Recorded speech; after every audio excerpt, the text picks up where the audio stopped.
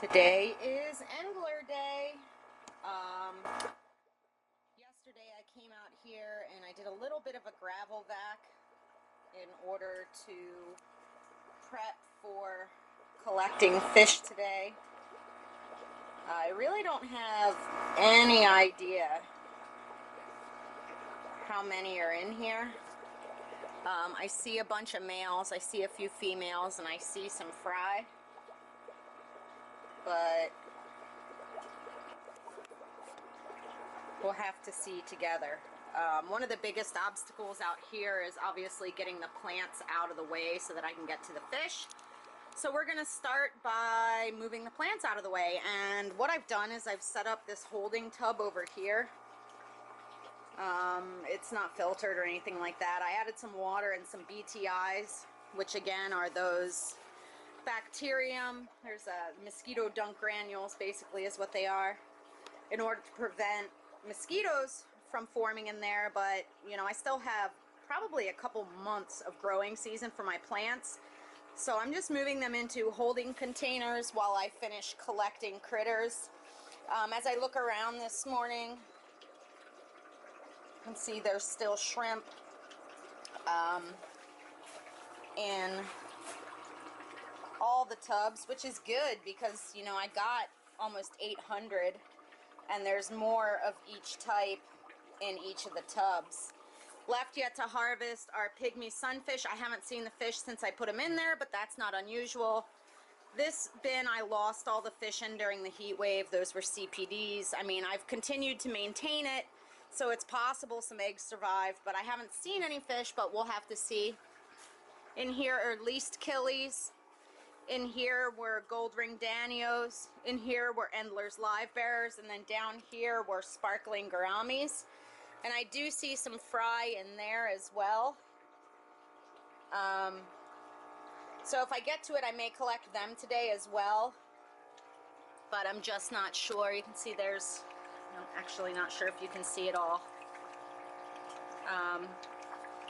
Somehow an Endler male got down here, but there's also a baby Gourami right over there, an adult Gourami. So I'll be curious to see how they've done for me because I've never worked with them before. Anyway, let's get started.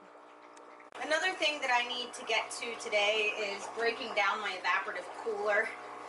I'm obviously not going to need that anymore this year. And it's taken up space and kind of a pain in the butt to work around. So probably take that down today. I need to take my heater back down to the fish room. It's getting into the 50s overnight, which means I need to pretty soon get out to the white cloud bin and harvest those fish. But with the dragonfly larva problem I had, they didn't really start producing until the last few weeks, and there are a ton of fry in there. So it's kind of a balancing act between knowing when I have to pull the fish and allowing the fry to grow as quickly as possible in 300 gallons of dilution. So what I'm going to do in this one is just pull the floating plants first. Now, as the season's gone on, the floating plants don't look nearly as pretty as they did, so I probably won't preserve many of them. I have a bin of floating plants that's out by my 300-gallon tub that I've been maintaining to move down to the fish room. Most of these in the greenhouse, I mean, they're still flowering, but they don't look super awesome. I'm going to move them next door for now to determine later if I want to keep them or not. Move the sponge filter. No weird eggs on this one, luckily. I'm still not entirely sure what those eggs were. We'll find out, I guess. Well, maybe we won't, but if I have time, I'm going to try and Google and see if I can figure out exactly what that was.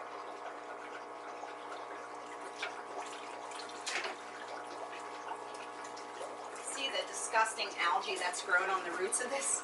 So what I do when I pull the plants to move them out is I just get rid of a lot of these excess roots, because if I'm moving the fish and I don't need to worry about having them for fry to hide in, and I have a trash barrel that I put them in. So I pull any of the bladderwort, which seems to always show up, and then any of the algae, and discard it, and then I'll move this into my holding tub when I'm done here.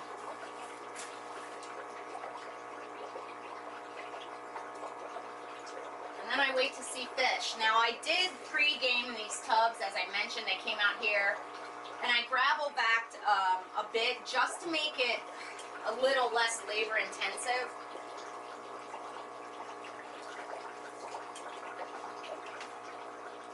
I'm gonna need to move this guy. I thought about maybe pulling out this sensitive plant all in one piece and measuring how long it is. Would you guys want to see that? I'm absolutely just flabbergasted at how massive it got this year. It's really been pretty cool.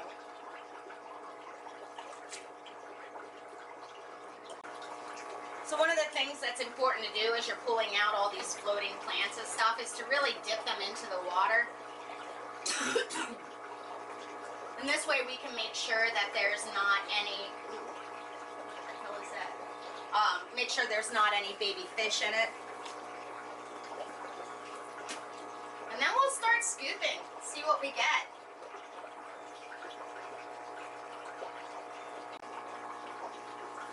Now, I'm not really expecting a ton out of this. This bin was really weird. It got extremely hot many times, and I was really pretty worried about the fish in it.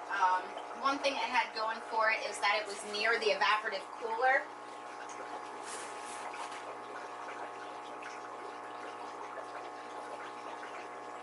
But Endlers breed like crazy inside as well, so as long as I preserve the colony, they'll start doing great once they're inside again. I think what I'm going to have to do here is let the bin settle from stirring it all up and then continue collecting. So this is what we have so far, which is not bad because I know I didn't move many of these guys out here. You can see there's some teeny tiny fry, mid-size, a bunch of breeding, and I had totally forgotten I had moved out that those 4 Habrosus, which didn't breed, but I didn't really expect them to. But you can see the colors on the Endlers is absolutely fantastic. They're gorgeous, gorgeous wild-class Endlers. So for now, we'll let this Endler bin settle and maybe come down here to the Gourami bin and get to work. So as you can see, I've broken down the evaporative cooler. It gives me a lot more space to get into this tank. Just gonna pull the plants. I've already pulled some water into the holding container and start scooping. Now I see a male Endler in here, and I really have no idea how he got in here, but there he is. He's gorgeous. We'll add him back with his buddies in a bit. I already have a couple little fish. I'm not sure what they are. If I remember correctly, this one was a little bit of a mishmash of species, kind of like odds and ends and leftovers I had around. It looks like we've got some trigonostigma, some fungi.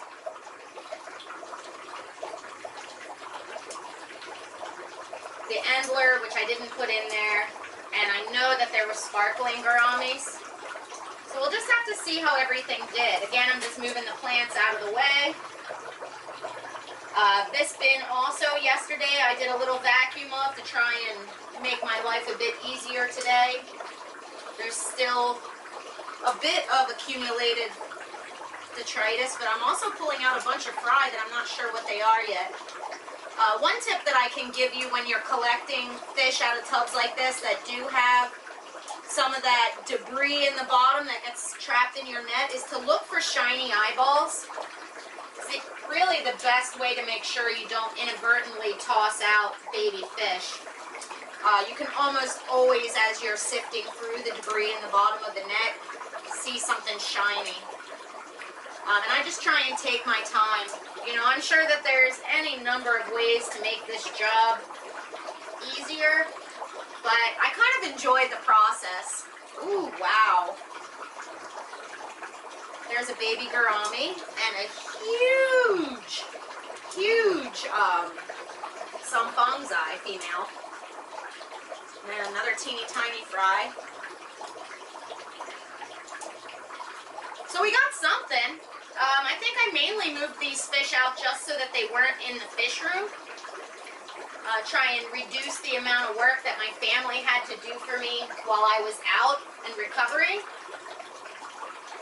So some of the species I moved out, I really didn't expect anything out of. So anything I get is basically a bonus. And I see a bunch of eyeballs in here.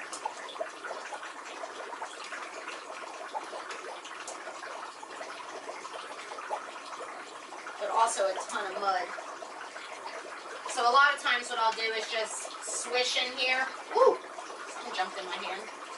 And remove clumps of debris or snails or gravel or whatever's escaped from the pots as I look for the fish.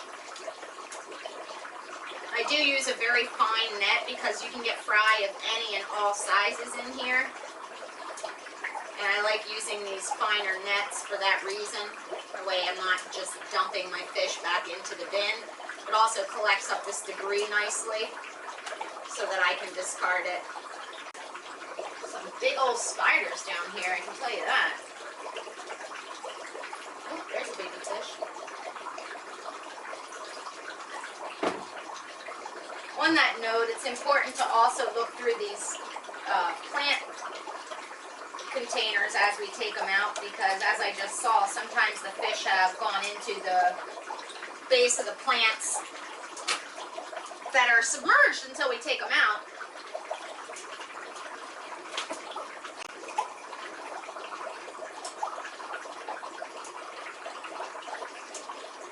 More fry. Wow, those are teeny tiny. I wonder what they are. I can't wait to get a better look at them. Ooh, more fry. They could be some fungi, they could be the gourami.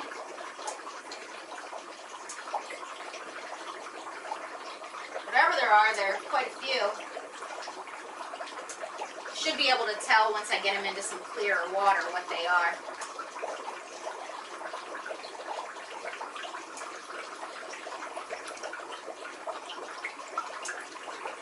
And I am keeping a running tally of all the fish that I pull so that we can have an idea of how successful this really was. Now, it's important to remember that the only financial output to run the greenhouse is the electricity pardon me, that I've used to run the fan and their pump.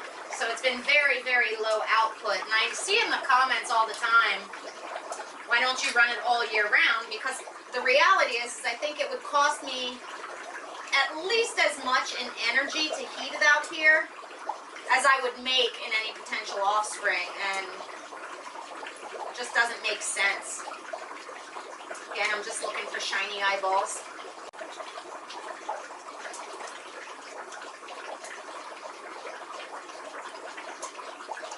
Some of these fry are absolutely minuscule.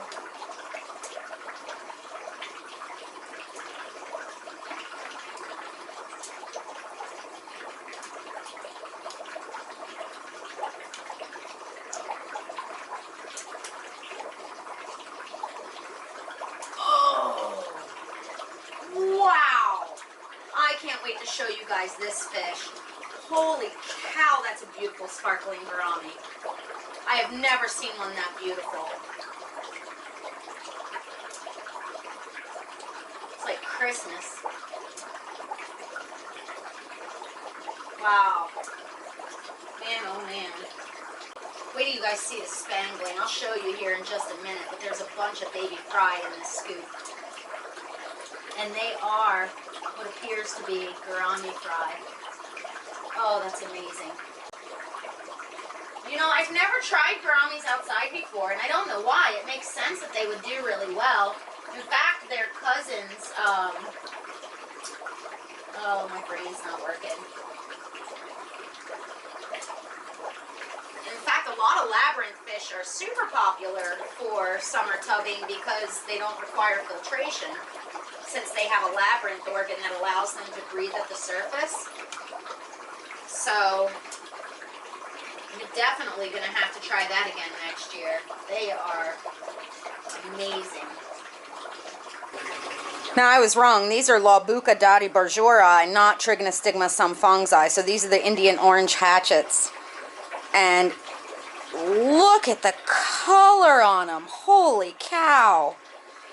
And the baby fish that are in there are 100% baby sparkling gouramis. They look identical to the adults. And I'm not sure if I'm going to be able to get an adult in focus. Look at that color on those orange hatchets. Holy cow. I'm not sure if I'm going to be able to get a focus on the adult sparkling or not. But they are stunning. And we'll make sure that we do in the fish room when we take these guys inside. It's really difficult to see out here to know what I'm trying to focus on. You can see all the baby gouramis though. Now I'm letting that that bin settle to continue to look for fry. There's that one random Endler. There's the sparkling gourami parent. See the blue eye? They developed quite a bit of red as well from being outside. Really beautiful. Now, like the other species we've collected, I'll leave these tubs running for a bit with the air and maybe even add some floating plants back. And I'll come back out here this evening, which is what I've been doing every evening, to vacuum and look for more fish. We'll let them continue to grow until it absolutely is required for me to get them out of here. But for now, we're going to take all these fish down to the basement and get them settled. The Endlers in this 20 long that is jam-packed with all sorts of plants, because there's a ton of teeny tiny fry that I don't want to be eaten. So again, because they were in my tap water in the greenhouse, we'll just dump them in and take a closer look. Now, I'm not sure exactly where I'm going to put the gouramis yet. I'm thinking I might stick them in here. There's just a few aged rosy lotions in there. And I'm trying to conserve space because I still have a bunch of stuff to move in. So I'll probably just dump them up there and then we can take a look at those as well. I got 45 Endlers so far, which is really not bad. You can see how many of them are there. And as they come up to the front, you'll be able to see how pretty those males are. They're one of the few Livebearers that I'll work with. And again, these are class N, so these are a wild classification of Endler, unmixed with guppies, so pure. And eating immediately upon addition to the aquarium.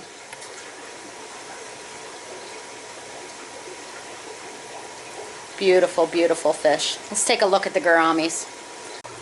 Now the Labuca didn't breed at all, but I got 22 gourami babies, and I think there's probably a bunch more out there that we're just going to have to be patient to collect. Some of the babies were super teeny. I'm trying to find some now to show you, but I think they may have all gone back into the weeds for now. But now make sure you guys are subscribed, and I'll continue to update you on how all these critters do.